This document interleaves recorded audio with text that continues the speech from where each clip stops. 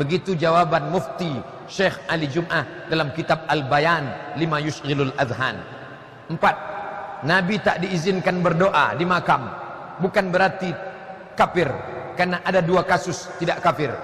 Nabi tak menyolatkan orang mati bunuh diri, padahal tak kafir. Nabi tidak ikut menyolatkan orang yang banyak utang, tidak kafir. Maka dalil mengatakan Nabi tak solat berarti kafir, batal dengan 2 ini. 4. Ayat lebih kuat, wa ma kunna mu'azzibin hatta nab'atsa rasula, kami tidak akan mengazab sebelum Rasul datang. Nabi Isa ajarannya sudah rusak 325. Konstantinopel membuat sebuah konsili, namanya konsili Nisea, di Nisea, Turki sekarang, 325. Ajaran Muhammad SAW belum datang, maka mereka ini disebut dengan ahlul fatrah. Allah menyelamatkan mereka, disebut dengan ahlul fatrah. Pendapat yang kelima, ada 3 orang di akhirat tidak akan masuk neraka. Mereka berdialog dengan Allah. Orang peka, orang idiot, orang yang belum datang Nabi. Peka, kenapa kau tidak sholat? Aku tak bisa belajar Islam. Kan ada ceramah. Ceramah memang ada, tapi telingaku peka. Yang kedua, orang idiot. Kenapa engkau tidak melaksanakan Islam? Akalku tak sampai. Umurku 25 tahun, tapi otakku 5 tahun, tak naik-naik. Yang ketiga, kenapa kau tak beramal? Nabi belum datang. Nabi Isa sudah diangkat, Nabi Muhammad belum datang. Aku tak tahu Islam. Ahlul fatrah. Itu pendapat yang kuat tentang ayah Nabi. Atau tidak? Allahu Allahu Allahu Allah.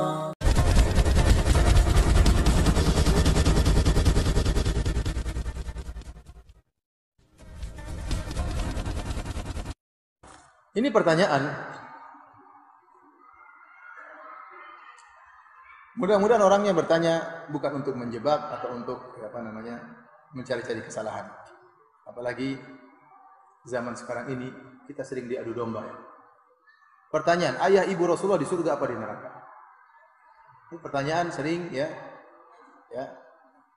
ditanyakan ya. Kalau orang mencari-cari kesalahan bisa menimbulkan adu domba.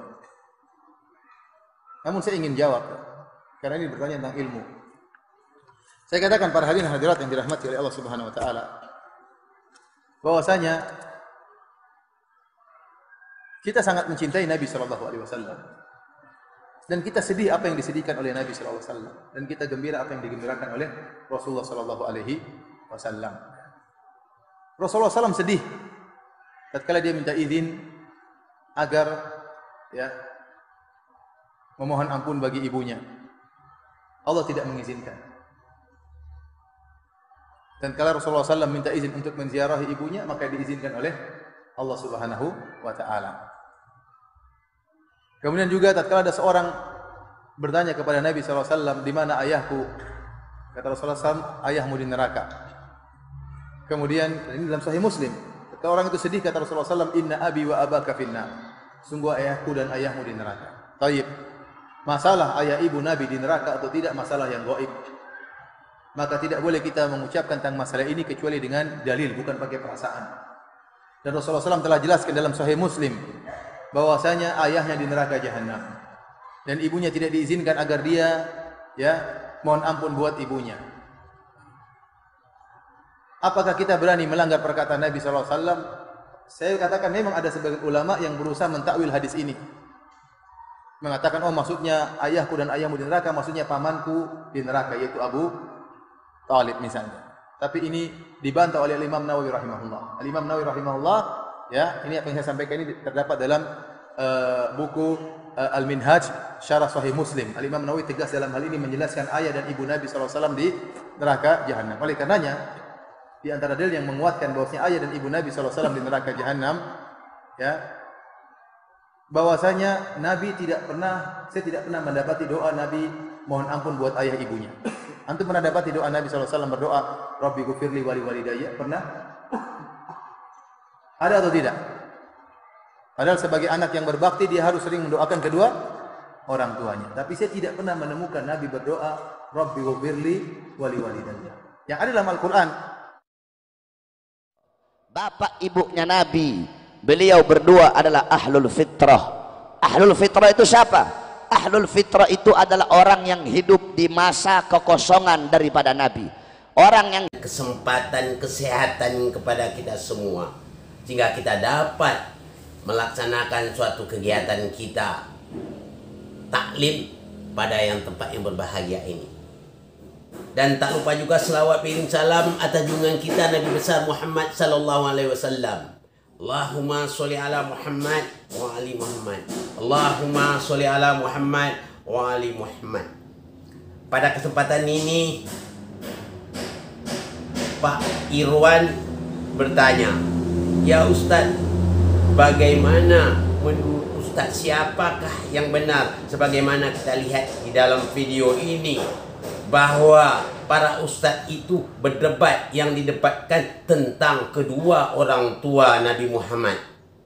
Ustaz yang satu ini mengatakan orang tua Nabi Muhammad itu masuk neraka, sedangkan ustaz yang satu ini juga mengatakan orang tua Nabi tidak masuk neraka. Nah, siapa antara yang benar antara mereka itu Ustaz?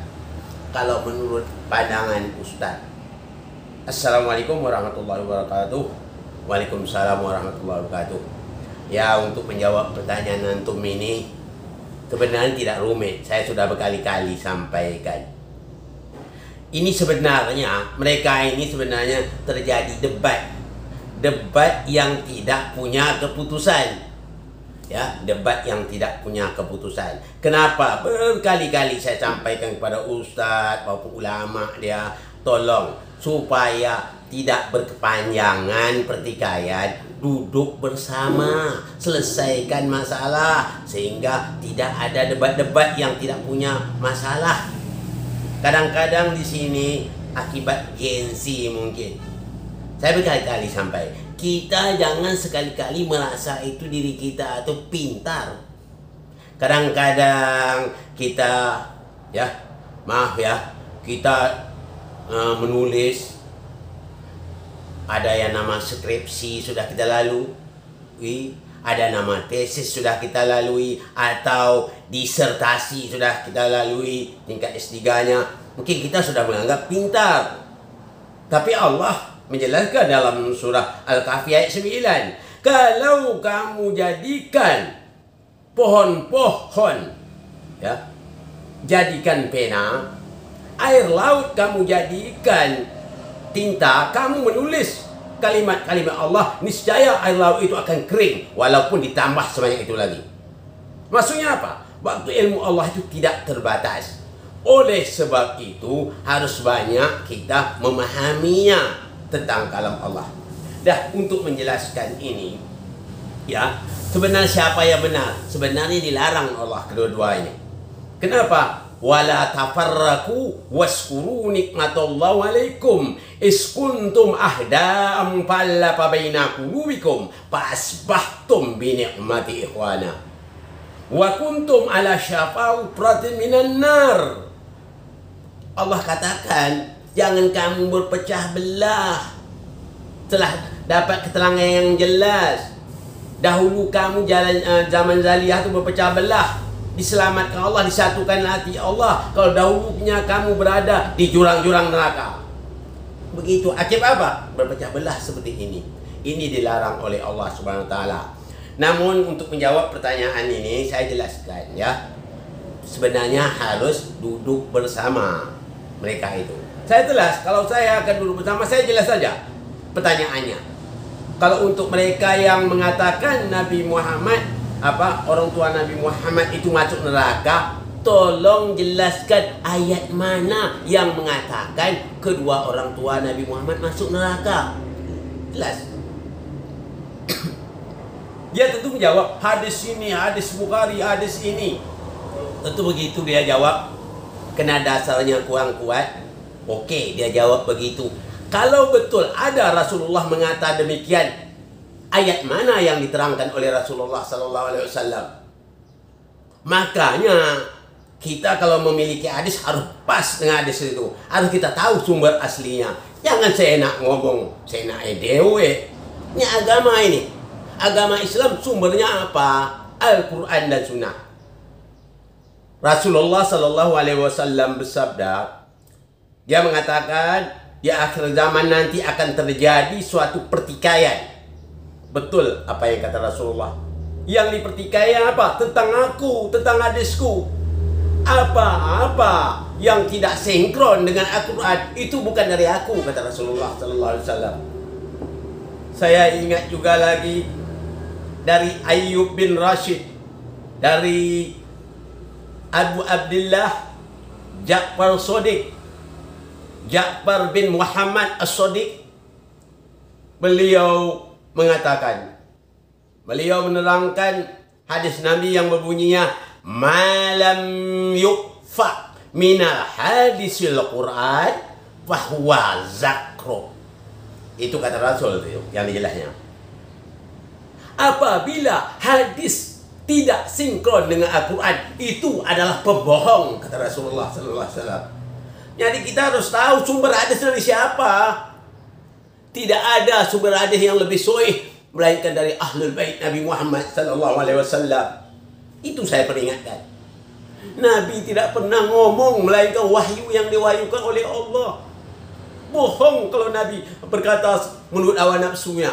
Nabi tidak pernah berkata menurut hawa nafsunya sebagaimana yang dinyatakan oleh Allah Subhanahu wa taala. Surat Najmi itu. Wa yantiqu 'anil hawa wa in huwa illa wahyu yuha. Muhammad itu tidak pernah berkata melainkan wahyu yang diwahyukan oleh Allah. Dia tidak pernah ngomong seperti kita pendapat syanu tidak pernah. Jangankan beliau, cicit juga Ja'far Shadiq itu pernah ditanya, wahai Imam, bagaimana pendapat tentang ini? Apabila dijawab oleh Imam itu tentang ini, bagaimana pula pendapat tentang ini lagi? Kami tidak punya pendapat sama sekali, melainkan menurut kakek kami Rasulullah sallallahu alaihi wasallam. Kakek kami juga tidak punya pendapat, melainkan apa yang telah disampaikan oleh Allah Subhanahu wa taala. Begitu kalau kita belajar Islam, jangan semau-enak kita. Ya. Kita kalau sudah paham, apalagi kata ulama, harus bisa menyelesaikan masalah umat. Ya. Makanya saya kagum saya dengan ayah saya. Menurut pendapat saya, ayah saya lebih pintar daripada profesor yang ada zaman sekarang ini. Dia dulu pernah berpesan, katanya, ya anak, Bapak ini tidak bangga kalau kamu memiliki nilai cum laude. Tak bangga. Tapi bangga nantinya kau nak apabila kau mampu menyelesaikan semua problem masalah agama itu. Maksudnya apa? Bukan hanya orang pandai beragama hanya mampu ngomong di mimbar, enggak. Bisa menyelesaikan semua problem masalah agama itu. Segala problem. Jadi kita kalau selaku ulama harus mampu. Jangan kita hanya ngomong saja. Kalau hanya ngomong saja tidak mampu, balik kabura mahtan indallah. Murka Allah pada kita. Jadi untuk menjawab kedua dari perdebatan itu, ya, yang jelas tidak ada keterangan dan Nabi Muhammad itu, orang tua Nabi Muhammad itu masuk neraka, tidak ada. Ya, tidak ada. Kalau ada katanya hadis itu bertentangan dengan ayat Quran. Kenapa dikatakan bertentangan? Nabi Muhammad itu kalau menjelaskan Al-Quran itu yang fungsi hadis. Jadi fungsi hadis itu menjelaskan Quran. Kalau betul kedua ayahnya masuk neraka, ayat mana yang dijelaskan oleh Nabi Muhammad sallallahu alaihi wasallam? Jadi yang pihak yang kedua ini juga dia mengatakan juga dia tidak percaya bahwa orang tua Nabi Muhammad itu masuk neraka, tapi tidak punya dasar yang kuat. Ya, kena sumber itu yang tidak kuat. Makanya saya menghimbau saat ini, mari kita berkumpul menyelesaikan masalah. Jangan ada lagi sengketa di dalam agama ini, tak ada. Ya, ummatun wahidah, kita umat satu, jangan ada lah. Jangan untuk memangga-mangga diri kita lebih hebat, aku ni jebolan dari luar negeri, tak ada. Tak ada jaminannya. Ya, tak ada jaminannya. Yang ada jamin kalau betul Anda merasa hebat, mampukah diadakan dialog, uji kompetensi? Sanggup? Kalau sanggup, boleh kita uji kompetensi. Siapa yang dikatakan mana yang nampak mutiara, mana yang katakan beling, akan tahu nanti. Ya, kita jangan hanya sekedar mengatakan apa? Kalau kata orang kampung kami apa tuh?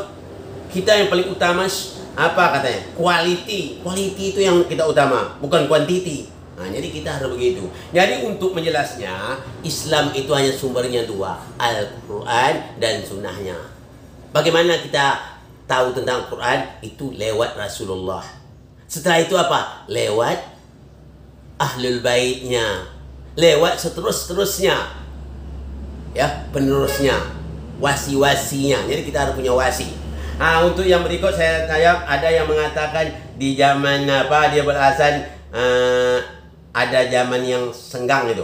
Tidak ada nabi, kata jarak antara Nabi Isa dengan Nabi Muhammad 600 tahun. Nah, berarti risalah tidak ada. Itu salah benar.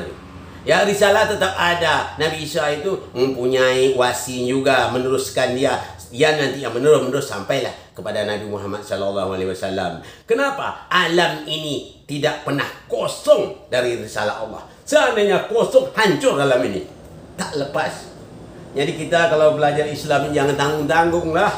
Jangan asal-asal saja hanya ingin mencari titel. Hanya sekedar itu, kita harus punya kompetensi yang kuat. Betul-betul mampu, sanggup diuji. Itu namanya berislam. Kalau hanya sekedar begitu, tak usah lah gitu ya. Jadi untuk berdebat itu dilarang kalau tidak ada keputusan. Tapi kalau mau namanya syuro, musyawarah, berkumpul kita. Di mana tempatnya? Ya, kita adakan syuro. Ya. Jadi ada penyelesaiannya. Dari saat ini saya juga tidak mau lagi mengharap ada debat sana, debat sini. Yang penting kalau masalah ini sangat rumit, mari kita syurokan berdasarkan ayat-ayat Allah. Jadi suruh itu menemukan mana dalil yang kuat, ya. Jadi kita jangan seperti banyak zaman sekarang ini orang mencari perawi yang paling sahih kata dia. Tapi kadang isinya apa? Perawi yang sahih, nabi yang dhaif nanti dibuatnya. Itu sangat berbahaya sekali. Maka di situ saya mengimbau kepada kita semua, sudah berkali-kali itu ya. Saya sampaikan jangan ada lagi debat-debat. Kalau ada masalah yang rumit-rumit itu kita selesaikan bersama. Adakan pertemuan supaya masalah ini clear. Jangan debat berkepanjangan. Tidak ada gunanya. Jadi azab Allah yang akan menimpa kita. Ini saja yang dapat saya sampaikan pada kesempatan ini. Mohon maaf dari segala kekurangan. Wabillahi taufiq wal hidayah. Assalamualaikum warahmatullahi wabarakatuh.